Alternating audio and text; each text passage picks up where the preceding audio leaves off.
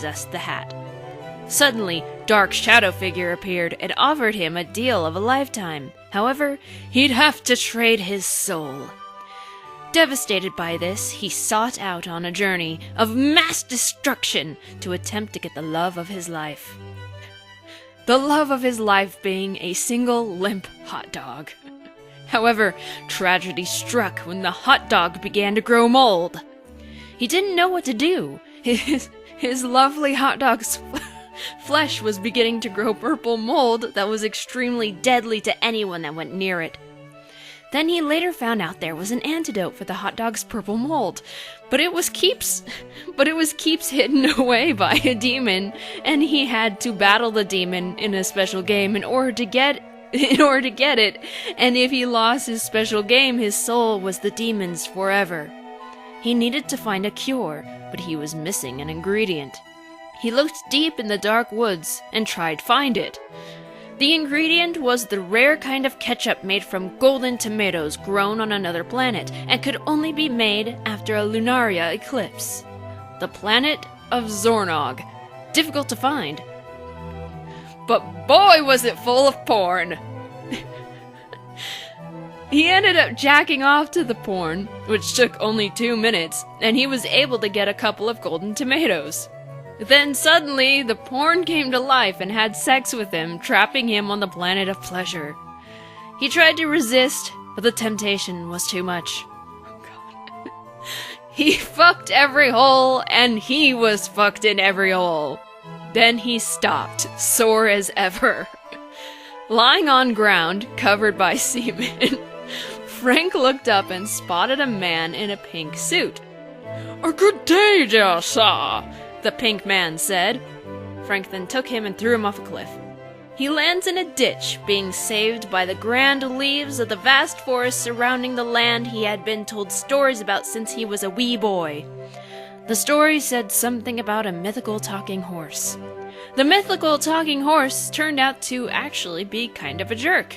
A jerk that hung out with other horse jocks, but he wasn't really one of them.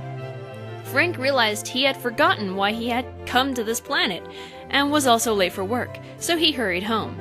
He got there just in time and was doing his work just as usual when in the corner of his eye he spotted something horrifying. Frank's eyes grew in pure distraught as he saw the most beastly creature imaginable, a child. The child was skipping towards Frank with a joyous expression. Frank dropped the jelly baby and noodle pizza head. Wait. What? Frank dropped the jelly baby and noodle pizza he was holding into the sewer where a family of eels consumed it with haste. "Hi, mister!" The child squealed as his chocolate ice cream cone melted and landed on Frank's shoe with a wet plop sound. The child was an evil one, who wore a chilling smile and clutched a knife in their hand, it being covered in blood. Frank looked from the child to the shop and decided, well, crap, and turned to run. Then the young boy turned his head and giggled. And then he saw a unicorn named Kyle, and he was wearing Crocs, and he was saying that he can puke rainbows. But the rainbows didn't have pots of gold. Instead, the rainbows had clues and hidden messages that would help him find his destiny. What destiny that was is surely unknown, but Frank shook his head. Clearly he was delirious, seeing unicorns and rainbows, simply crazy. While doing this, he even saw donuts, making him feel hungry. Frank looked down, and no longer dizzy, picks up the paper, brushing off some rainbow puck to read the note aloud. Yee! Frank was a bit perplexed. He felt queasy, unsure of what his eyes were showing him. He turned a corner and saw more unicorns with rainbows and started to scream bloody murder. He thought as a chicken walked up to him. He looked at the chicken and poked it. The chicken looked at the man and clucked, "Excuse me, sir. It's rude to poke someone like that." The chicken looked very, very offended and started flailing around in a pit of fury. Frank thought to himself, a chicken who could talk, and a unicorn wearing Crocs? What has this day come to? Maybe that boy knows what's going on here. The child was busy cleaning his knife off with a slightly stained rag.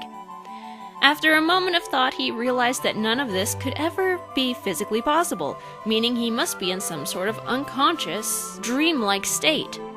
But how was he to be sure of this conclusion? He imagined a hammer, and it appeared in his pocket.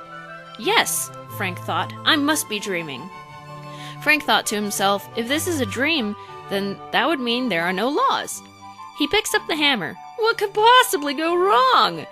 Then he swagged the hammer to the child's head. The hammer hit the child's head with enough force to crack his skull, but Frank wasn't satisfied. He hit the child harder. The hammer smashed or fractured his target, and blood filled the boy's vision, but was somehow unaffected, and grabbed an extra large ice cream cone, then shoved it down Frank's throat because he's a little bastard. "You're a little bastard!" Frank garbled around the cone. Being in dreams always made him want to state the obvious. Suddenly, Frank remembered that he was deathly allergic to dairy, and he wasn't sure if you died in real life if you die in a dream. Then Frank realized he wasn't in a dream and got arrested by the cops. He soon died in prison due to his dairy allergy, never remembering his quest for love, his desire to find the matching hat, or that he never cleaned the semen off of his body. Gross. The end. That was riveting. That was the best story. 10 out of 10.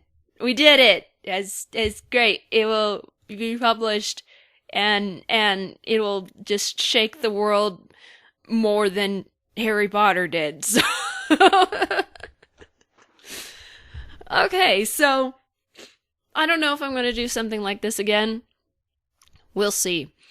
I actually do not know whether or not I should age restrict this because of how oddly sexual it went there.